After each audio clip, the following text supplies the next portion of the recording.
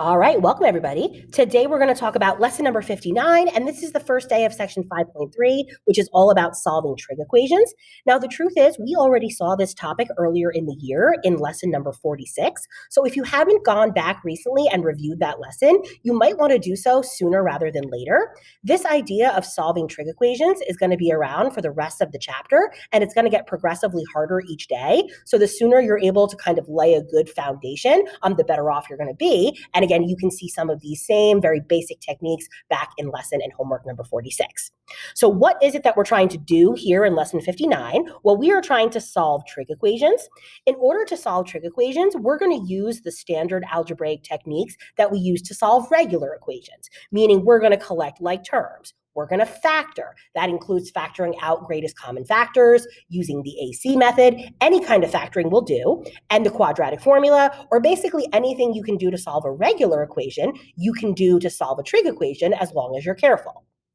As you go to solve these trig equations, you always want to keep in mind the goal. So the goal of how you're going to solve a trig equation is you're going to isolate the trig function on one side. Then most importantly, you have to give your answers in the appropriate interval using the unit circle or the calculator in the correct mode, and that means degree versus radian. So each of these problems is going to tell you what format to give the answer in. You just have to make sure that you're doing so. All the problems for today are going to involve the unit circle. We're going to bring the calculator in upcoming days. But again, as we start to mix them all together, as we get deeper into chapter 5, you're going to have to make sure that you can do both and that you're able to do both in the same problem. Some other tips along the way. We are more familiar with the sine, the cosine, and the tangent as compared to the other three. So when possible to rewrite your problem in terms of those, you should, because it makes your life easier. Do not divide by variables. If you do, you're eliminating part of the solution. You do not divide by x's, so you should also not divide by sine of x's or cosine of x's. Every time you divide a variable away, you're losing part of the solution, which means you're going to lose part of the credit. As I already mentioned, if you want to go back to kind of the first time this year that you saw this, it would be lesson and homework number 46. So you might want to go ahead and do that sooner rather than later. Almost as important as recognizing what a trig equation is actually recognizing what a trig equation isn't. And here's an example of something that is not a trig equation. And that would be if I was to ask you, what is the sine of pi over 6? Just at first glance, there are two reasons why this is not a trig equation. One, there is no equal sign, and two, there are no variables. So if both of those things are missing, it is not a trig equation. That doesn't mean you can't solve it, it just means you're going to solve it differently. The two resources you're going to continue to use for the rest of chapter 5 are the formula sheet.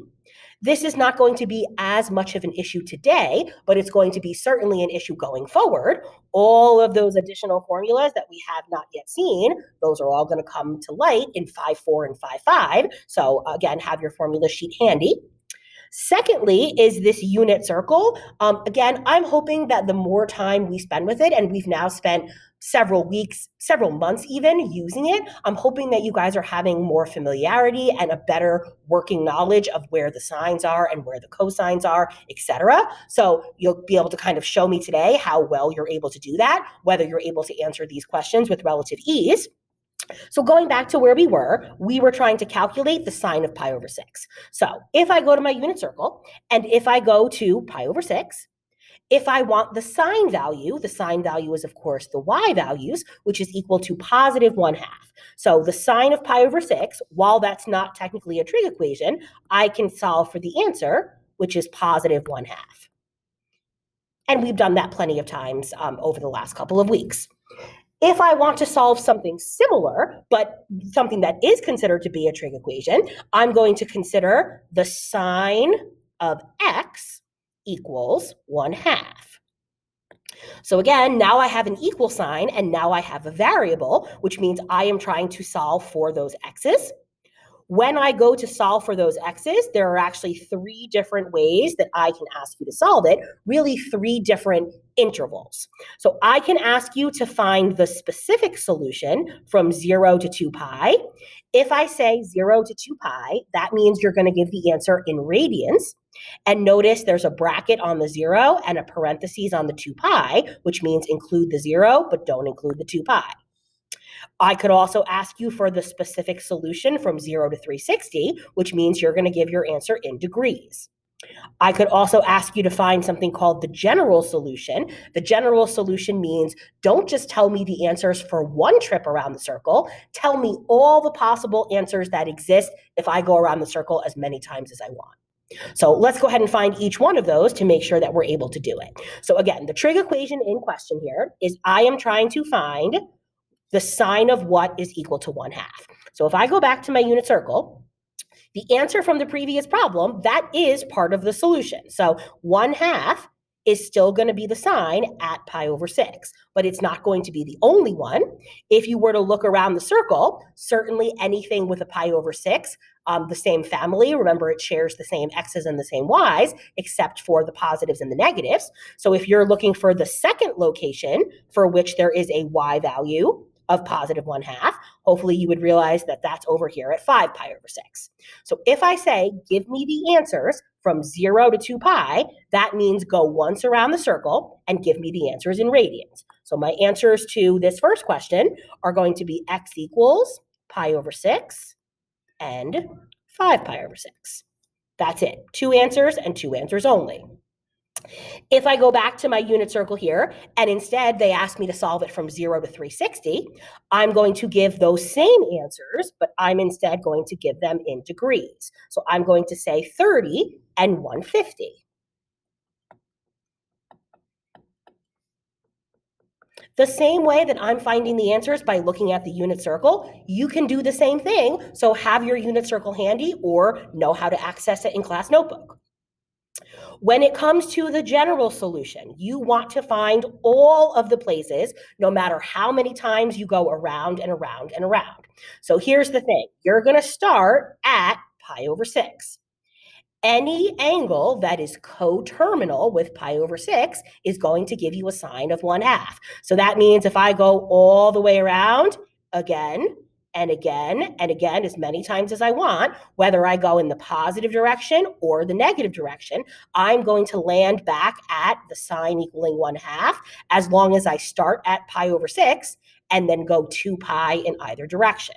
We saw something similar to this when we were doing domain and range, but the way that you would say that first answer is you would say pi over 6 plus 2n pi. You're going to assume that in this unit, n is going to stand for any integer, which means if you start at pi over 6 and you go 2 pi in either direction as many times as you want, you're going to go ahead and get all of the solutions. That is what we mean when we say general solution. So far, I've only taken care of the multiples and the coterminal angles with pi over 6. I now have to do a similar scenario over here for 5 pi over 6. If I start at 5 pi over 6 and I go around and around and around either direction, as long as I'm going multiples of 2 pi, I'm going to continue to get all of the solutions. So how am I going to say that? Well, I'm going to say 5 pi over 6 plus 2n pi. And just so you know, you can say 2n pi or 2 pi n. Doesn't really matter. It's the same thing. Is it always going to be 2 pi n? No. And it's going to change. You'll see it when we get from problem to problem. It depends on the quadrants. Here, your answers are in quadrant 1 and quadrant 2. It would be different if your answers were in quadrant 1 and quadrant 3 or quadrant 2 and quadrant 4. So you have to kind of do them on a case-by-case basis, but that's enough for us to get started. And so now we see the difference between 0 to 2 pi, 0 to 360, and then the general solution. So let's go ahead and do a bunch more to make sure we understand what we're doing. And notice that for this next set of problems, until I say otherwise, you're going to go ahead and find the general solution. So here, in order to start, I'm going to use my general algebraic techniques and try to put all my signs on one side and all my numbers on the other. So if I go ahead and add all my signs to the left side, I'm going to get 2 of them. And I'm going to add the radical 2 to the right. That's now going to give me that the sine of x is equal to radical 2 over 2. Again, think about where you're going to be looking. Sines are y values. You're looking for positive y values. That's how you know there's an answer in quadrant 1 and there's an answer in quadrant 2. To find out what those values are specifically, you then have to go back to your unit circle. So you are looking specifically for y values of root 2 over 2. That's going to be here at pi over 4, and that's going to be here at 3 pi over 4. This is another example of a problem where the answers are in quadrant 1 and quadrant 2. There's no easy way to get from one answer to the next and then to get all the way back. So see how the difference from pi over 4 to 3 pi over 4 is not the same as the distance from 3 pi over 4 back to pi over 4. If those distances are not the same, that's how I know that there's no better way to write it other than using the 2 pi. So I'm going to go ahead and start at pi over 4, and I'm going to say pi over 4 plus 2 pi n. Then I'm going to start at 3 pi over 4, and I'm going to say 3 pi over 4 plus 2 pi n. So if I go back here, again, there really isn't any additional work to do. I'm just going to go ahead and give my answers. So my first one is pi over 4 plus 2n pi, and my second is 3 pi over 4 plus 2n pi.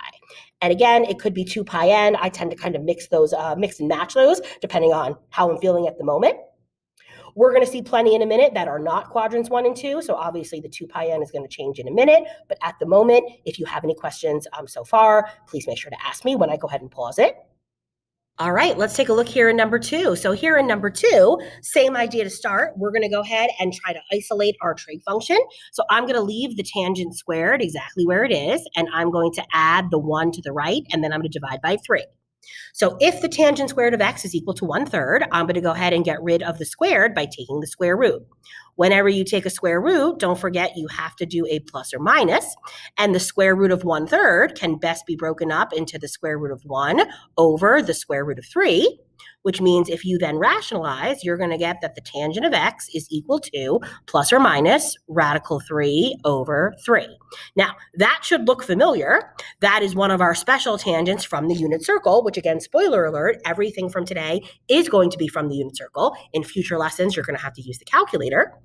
Before you even specifically look at it, the fact that the tangent is plus or minus, there are 2 quadrants that have positive tangents, and there are 2 quadrants that have negative tangents. So the fact that it's plus or minus actually means it's going to be all 4 quadrants. So that means you're going to have more answers, and it means that you're going to be able to write them in an easier interval as opposed to saying 2 pi n. If you want to know specifically what family is it, again, maybe you go back to your unit circle reference. Here I have a different version. I had sent you this version closer to the end of chapter 4. Whichever version you have or you want to use is fine. The reason why this one might be a little bit more beneficial is because of the fact that it has the tangents. So it turns out that pi over 6 or 30 degrees is the family that has pi over 3 as their tangent. So once I know that, if I go back to my sheet here, I know that I'm talking about pi over 6 and 5 pi over 6 and 7 pi over 6 and 11 pi over 6. And just FYI, even though this said solve using the general solution, it didn't say degrees or radians. You assume that it's radians unless it said otherwise. So if you take a look now, we don't need to write 4 different equations plus 2 pi n each time. We can write it in an abbreviated version. And it turns out that when you have quadrant 1 and quadrant 3, you can get from one answer to the next by only going pi units between them. So instead of having to write 2 different answers, you're going to say pi over 6 plus pi n. That's going to give you all the answers in quadrants 1 and 3. Then to get all the answers in 2 and 4, you're going to say 5 pi over 6 plus pi n. That is actually going to account for all 4 quadrants. The red equation will give you everything from 1 and 3, and the black equation will give you everything from 2 and 4. So as I've been saying, it's not always 2 pi n. It really depends from problem to problem. So here was yet another example. The most important part, obviously, is knowing which family you need to use for your answers. And again, use your unit circle reference until you feel like you don't need to anymore. Let's see some other examples. So here in number 4, the cotangent of x is equal to -1. Now I know after the last chapter, you're used to saying cosine over sine. That doesn't actually help me in terms of my calculations. When you're doing calculations, you want a single sine, a single cosine, or a single tangent. So even though I don't want to go sines and cosines, I do want to rewrite the cotangent as 1 over tangent. So 1 over tangent equals -1 over 1, which means you can now flip both sides. So if you flip the left side, you get tangent, and if you flip the right side, you get 1 over -1, which is still -1. So think about what kind of answers you're looking for. You are looking for negative tangents. Tangents are negative in quadrants 2 and 4. What family has a tangent of 1? That's the pi over 4 family. Don't believe me? Go back to your reference sheet. Where specifically? In quadrant 2, that's 3 pi over 4 and 7 pi over 4. And because one of them is in quadrant 2 and one of them is in quadrant 4, they only have pi distance between them. So I can write my answer as just one equation, 3 pi over 4 plus pi n. You always want to try to write your answers as efficiently as possible. While it would not be wrong to say 3 pi over 4 plus 2 pi n and then 7 pi over 4 plus 2 pi n, you're just trying to be as efficient as possible, which means you want this interval to be as small as you can. Something like number 4 should actually be your favorite question on this unit, because if I say to you, where does the sine of x equal to -4? The answer is actually no solution. You might not remember why, but hopefully you will after I refresh your memory. If you remember back to the domain and the range of the sine and cosine, while the domain was all real numbers, the range was only -1 to 1. And again, that becomes from the fact that on the unit circle, the length of the radius is only 1. So because of the fact that the range of the sine and the cosine, and again, only the sine and cosine, not the other 4, because it's between -1 and 1, this -4 is not possible, so therefore it's a no solution. Just to be clear, if that had been something like -1/4, even though 1/4 is not on the unit circle, you can still solve that using a calculator. So it's not so much that it's an issue that it's not one of the unit circle values. The issue is that it's too small. It cannot be less than -1, nor can it be greater than 1. To try to jazz it up a little bit here in number 5, you're going to go ahead and try to solve here. And hopefully the first thing that sticks out as you is you have cotangents on both sides. You have to get your brain a little bit different than what you've been doing with the proofs. You're not trying to simplify, you're trying to solve. You don't want to rewrite those cotangents and cosines as sines. That's not what we're doing here. We're trying to solve for x. Because there's cotangents on both sides, some of you might be like, oh, divide it away. You are not allowed to divide away variables, just like you never have divided away variables. So the opposite of dividing it away is putting it on the same side and factoring it. So I'm going to go ahead and say cotangent of x, cosine squared of x, minus 2 cotangent is equal to 0. Then you're going to factor the GCF out of both terms. And again, terms are separated by pluses and minuses. So the GCF would be the cotangent. So I'm going to factor out the cotangent. That's going to give me cosine squared of x minus 2 is equal to 0. And again, go back to your easy algebra days. For your easy algebra days, either the cotangent of x is equal to 0, or the cosine squared of x is equal to 2. To solve for the squared, you're going to take the square root. You're going to get the cosine of x equals plus or minus the square root of 2. If you think about it for a minute or use your calculator, the square root of 2 is 1.41. 1.41, according to our domain restriction and our range restriction, the range restriction is too big, which means that these do not actually yield any solutions. Too big and too small, too big for the positive 1.41 and too small for the negative 1.41. So no solutions come from there. A cotangent equaling 0, well, a 0, that sounds familiar from the unit circle. So I'm going to go back. I'm going to take a look at my circle here. A cotangent is a cos over a sine.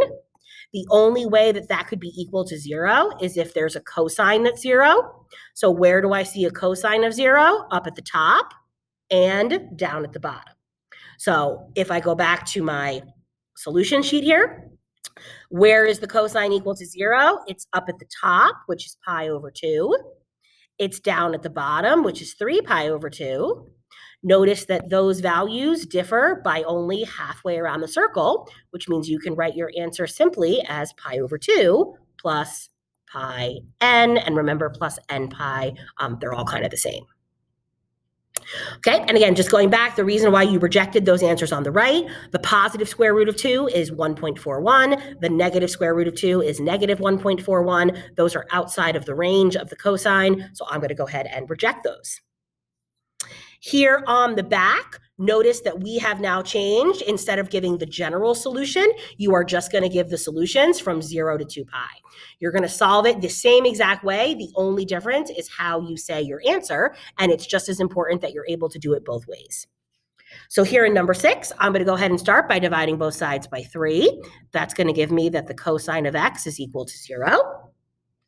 I would have to find on the unit circle all the places where the cosine are equal to 0, and turns out those are the same places that I just had. It's up here at pi over 2 and down here at 3 pi over 2. Because I only want the answers from 0 to 2 pi, I literally just want those, pi over 2 and 3 pi over 2. Again, just to be clear, you could give these answers instead of 0 to 2 pi. You could give them from 0 to 360. We will do ones like that eventually, but for some reason, radians tend to be the more, just the more familiar way of doing it. Alrighty, here in number 7, you're going to go ahead and try to find sine. So to do that, I'm going to leave the sine squared where it is. I'm going to add the 1 and divide by 2. Of course, to get rid of the squared, you would take the square root. When you take a square root, don't ever forget your plus or minus, and this would be the square root of 1 over the square root of 2, which if you then rationalize, you're going to get plus or minus root 2 over 2. Those values should look familiar. Again, think about your unit circle. If it's plus or minus, it means you're talking about all 4 quadrants. You have to find the right family. Which family has a sign of root 2 over 2? It's the pi over 4 family. And because you're 0 to 2 pi, you're just going to list each member. Pi over 4, 3 pi over 4, 5 pi over 4, and 7 pi over 4. So do you have to draw the picture? No. Do you have to look at the unit circle? No. Whatever you have to do to get me those 4 answers, that's what I want you to do. So get there however you can. Last 2, let's take a look here at number 8. So hopefully number 8 looks familiar. You have a cosine that is squared, then you have just a single cosine, and then you have nothing. This is what we call quadratic form, not quadratic formula, but quadratic form.